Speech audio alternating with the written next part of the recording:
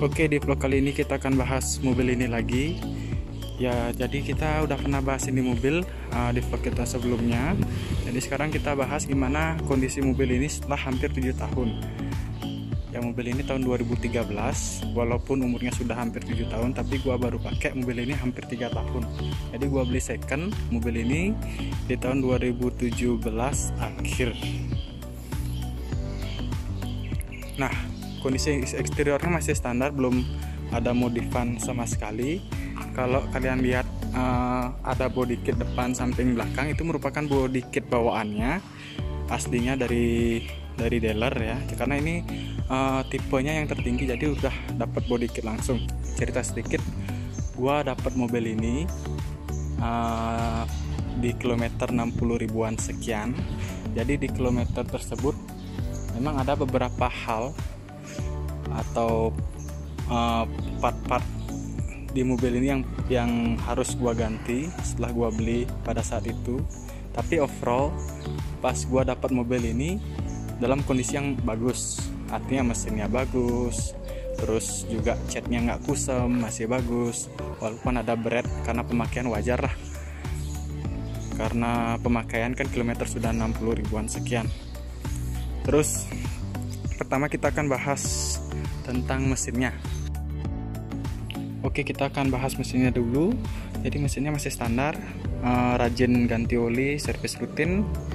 Terus gua udah pernah ganti akinya, wajar, aki cuma bertahan maksimal 2 tahun rata-rata. Terus gua nggak nemuin masalah berarti tentang mesinnya. Jadi so far mesinnya bandel, cukup irit, dan tenaga di putaran bawahnya lumayan.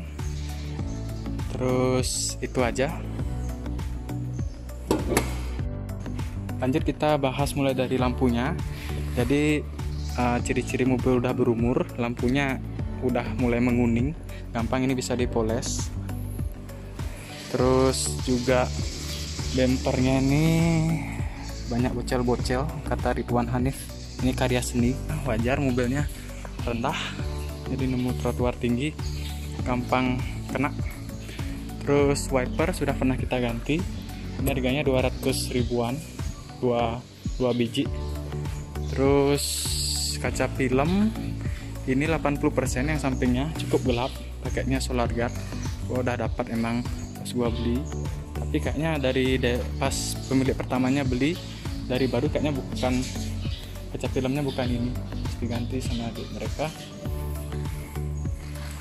Terus ini spionnya oblak, ditabrak sama orang, tapi gampang, ini dudukannya banyak yang jual online, juga gampang nyarinya. Terus banyak pas gua dapat di kilometer 60 ribuan sekian, itu kondisi bannya udah sekitar 40%-an, udah mau habis. Jadi beberapa bulan setelah gua beli langsung gua ganti. Oh ya, gue juga pernah punya masalah di kaki-kaki depannya.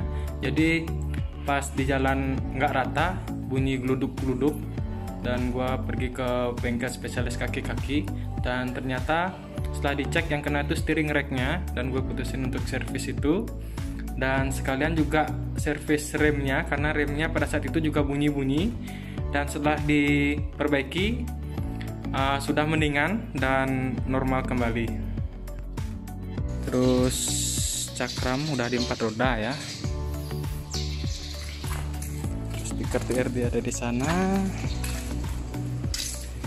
Terus ini juga lampunya yang gua suka itu stop lampnya sudah LED, jadi nggak perlu modif-modif lagi kan. Walaupun yang lainnya masih halogen biasa. Terus itu aja. Kita akan bahas interiornya.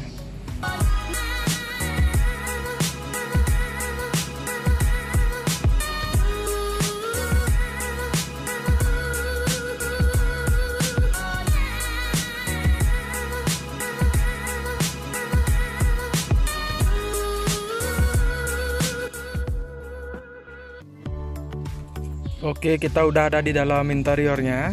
Jadi pas pertama kalian masuk ke dalam mobil ini, kalian pasti lihat suatu hal unik di depan sana di desain dashboardnya, karena penempatan speedometernya ada di tengah, karena jarang ada mobil yang naruh speedometer di tengah sana. Normalnya ada di depan setir sana. Terus di zamannya fitur mobil ini juga cukup komplit, karena mobil ini tipe tertinggi, jadi sudah dilengkapi dengan steering switch control, smart key, keyless entry dan start stop engine, terus electric mirror, lengkap dengan electric foldingnya juga. Terus untuk AC-nya sudah bisa diarahkan ke kaki, walaupun nggak ada front defogger, tapi untungnya udah ada rear defogger. Terus setirnya udah bisa tilt steering, ada seat belt adjuster juga, khusus di bangku pengemudi sudah bisa dinaik turunin joknya. Oh ya, itu head unitnya udah gua ganti, jadi itu bukan aslinya. Yang aslinya tuh mudah terintegrasi, kelihatan lebih rapi, karena ini sudah diganti jadi kelihatan seperti itu. Oh ya, pengalaman gua pakai mobil ini pas gua nyetir di malam hari, terutama pas gua nyalain AC di level terendah, di level 1, gua ngerasa hembusan anginnya terlalu kenceng. Jadi gua ngerasa kedinginan, jadi nggak bisa di setel setengah, atau ditambahin blowernya lagi 1 untuk bikin rendah hembusan anginnya. Tapi itu aja sih keluhannya. Dan yang gua suka di dalam interiornya, ruang penyimpanan cukup banyak. Contohnya di masing-masing door trim ada cup holdernya, di depan sini juga ada. Terus di sini ada 2 laci, di atas sama bawah. Terus di kanan kiri juga ada penyimpanan, di depan transmisi. Terus di tengah sini ada cup holder juga, bentuknya kecil. Terus ada tempat naruh koin. Di pengemudi juga ada cup holder di sini. Terus ini model kuncinya simple, jadi ini udah pernah habis baterainya. Gua beli baterainya harganya 90.000.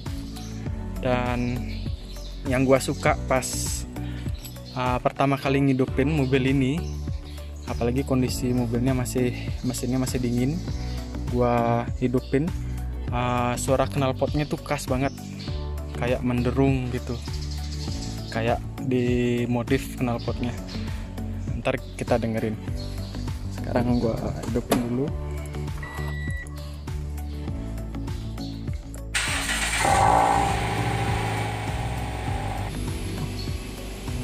Suara knalpotnya menderung. Jadi gimana rasa berkendaranya? Oke, kita akan bahas sambil jalan.